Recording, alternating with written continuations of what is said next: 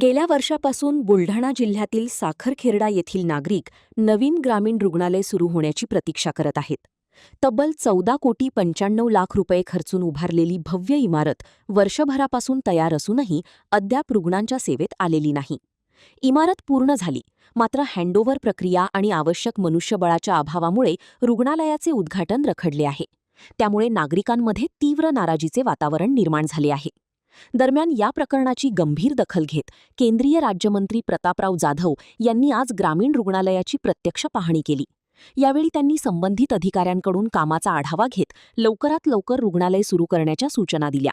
याबाबत जिल्हा शल्य चिकित्सक डॉक्टर दत्तात्रय बिराजदार यांनी माहिती देताना सांगितले की ग्रामीण रुग्णालयाच्या इमारतीचे हँडओव्हर येत्या 15 ते 20 दिवसात पूर्ण होईल.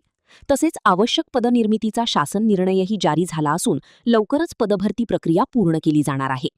मनुष्यबळ उपलब्ध होताच अवघ्या 1 महिन्याच्या आत ग्रामीण रुग्णालयाचे उद्घाटन करून ते नागरिकांच्या सेवेत दाखल करण्यात येईल, असा विश्वासही डॉक्टर बिराजदार यांनी व्यक्त केला आहे.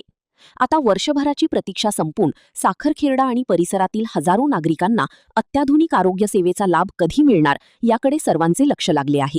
आपल्या जिल्ह्यातली सर्वात चांगली ग्रामीण रुग्णालयाची सुसज्ज अशी इमारत साखरखेर्डा या ठिकाणी तयार झालेली आहे.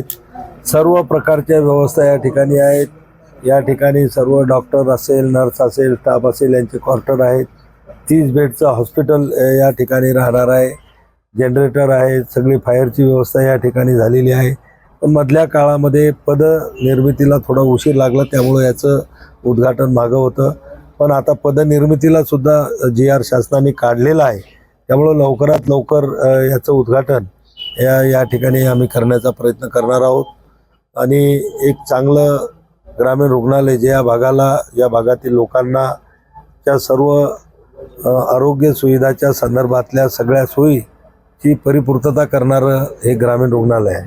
आणि म्हणून इथं सर्व प्रकारच्या पदाची निर्मिती करून लवकरच याचं उद्घाटनची तारीख ठरवण्यात येईल. साखरखेडा येथे सुसज्ज अशी इमारत इथं तयार झालेली आहे आणि यामध्ये किरकोळ पॉलिसी असं काम चालू आहे. तर हे येत्या 15 ते 20 दिवसामध्ये ही बिल्डिंग आमच्याकडे हँडओव्हर होण्याची शक्यता आहे.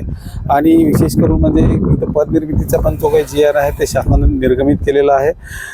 तर हे सगळं एकंदरीत पाहता इथं अतिशय सुंदर अशी इमारत आहे आणि इथं यामुळे इथल्या जनतेला खूप मोठा फायदा होणार आहे.